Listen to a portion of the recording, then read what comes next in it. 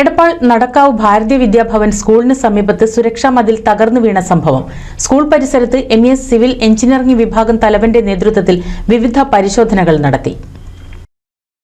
എടപ്പാൾ നടക്കാവ് ഭാരതീയ വിദ്യാഭവൻ സ്കൂളിന് സമീപത്തെ താഴ്ന്ന പ്രദേശത്തു നിന്നും സുരക്ഷാ മതിൽ കെട്ടി ഉയർത്തുന്നതിനിടയിലാണ് മണ്ണിടിഞ്ഞ് അപകടമുണ്ടായത്.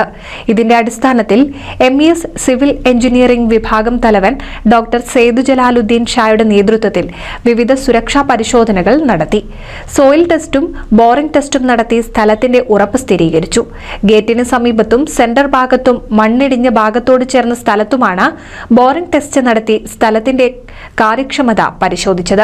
മാക്സിമം വരുന്നത് 16.7 ആണ്. പക്ഷെ 5 ആകുമ്പോൾ നമ്മൾ വർക്ക് നിർത്താൻ വേണ്ടി പറഞ്ഞിട്ടുണ്ട്. ആവറേജ് 0.021 ആണ് ഇപ്പോൾ വരുന്നത്. അത് 5.00 ആകുമ്പോൾ വർക്ക് സ്റ്റോപ്പ് ചെയ്യും. അതാണ് ഡേഞ്ചറസ് സിറ്റുവേഷൻ. അപ്പോൾ നമ്മൾ എങ്ങനെ വർക്ക് ചെയ്യുമ്പോഴും 0.21 കിട്ടുന്നുള്ളൂ. മണ്ണിടിഞ്ഞു വീണ സ്ഥലത്തിന്റെ മധ്യഭാഗത്ത് 4 മീറ്ററോളം സ്ഥലം ബലഹീനമായി കണ്ടെത്തിയിട്ടുണ്ട്.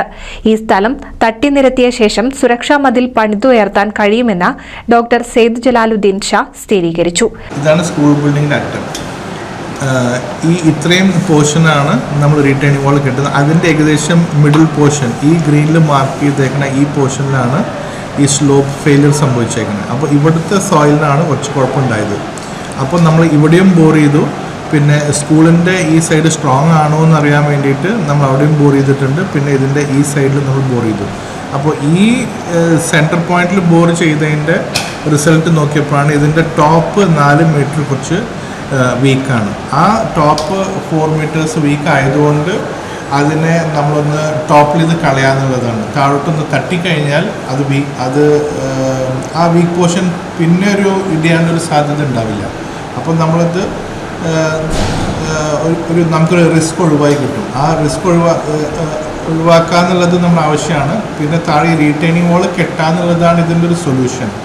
അപ്പോൾ താഴത്തെ റീറ്റെയിനിങ് വാൾ കെട്ടിക്കൊണ്ടിരിക്കുന്ന സമയത്താണ് ഈ ഫെയിലിയർ സംഭവിച്ചത്. അപ്പോൾ ഇനിയും അത് പണിയുന്ന സമയത്ത് ഇങ്ങനൊരു ഫെയിലിയർ ഉണ്ടാവരുത് എന്നുള്ളതാണ് നമ്മുടെ ആവശ്യം. മാത്രമല്ല ഈ റീറ്റെയിനിങ് വാൾ റെയിനി സീസണിന് മുമ്പായിട്ട് കെട്ടി തീർക്കണം. എന്നാലാണ് നമുക്ക് അതിൻ്റെ ഫുൾ ഒരു സേഫ്റ്റി ഉണ്ടാവുള്ളൂ. അപ്പോൾ അതിന് വേണ്ട എല്ലാ സ്റ്റെപ്സ് സ്കൂളിൻ്റെ ഭാഗത്തുനിന്ന് ഉണ്ട്. അല്ലാണ്ടുള്ള എല്ലാവരുടെ സഹകരണം അതിലേക്ക് ഉണ്ടാവണം. ഇതിൻ്റെ ഒരു സേഫ്റ്റിക്ക് അത്യാവശ്യമാണ് ഈ റീറ്റെയിനിങ് വാൾ പണിയാന്നുള്ളത്. റോഡിൽ നിന്നും നോക്കിയാൽ സ്കൂൾ കെട്ടിടത്തിന്റെ ഒരു ഭാഗം മണ്ണിടിഞ്ഞ് വീണ ഭാഗത്തേക്ക് ചേർന്ന് നിൽക്കുന്നതായി തോന്നും. എന്നാൽ ഈ ഭാഗവും മണ്ണ് തകർന്നു വീണ ഭാഗവും തമ്മിൽ 12 മീറ്ററോളം വ്യത്യാസമുണ്ട്.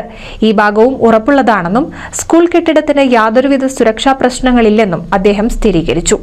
ഹൈറേഞ്ച് ഏരിയകളിലും മറ്റും കൺസ്ട്രക്ഷൻ വർക്കുകൾ നടത്തി പരിചയമുള്ള കോഴിക്കോട് പുതിയറ ആസ്ഥാനമായി പ്രവർത്തിക്കുന്ന PTS hi-tech project India private ലിമിറ്റഡിനാണ് സുരക്ഷാ മതിലിന്റെ നിർമ്മാണ ചുമതല നൽകിയിട്ടുള്ളത്. കുട്ടികളുടെയും രക്ഷിതാക്കളുടെയും ആശങ്കകൾ പരിഹരിക്കുന്ന രീതിയിൽ എല്ലാവിധ സുരക്ഷയും സ്കൂൾ പരിസരത്ത് ഒരുക്കുന്നുണ്ടെന്ന് സ്കൂൾ അധികൃതർ പറഞ്ഞു. NCV news Edappal.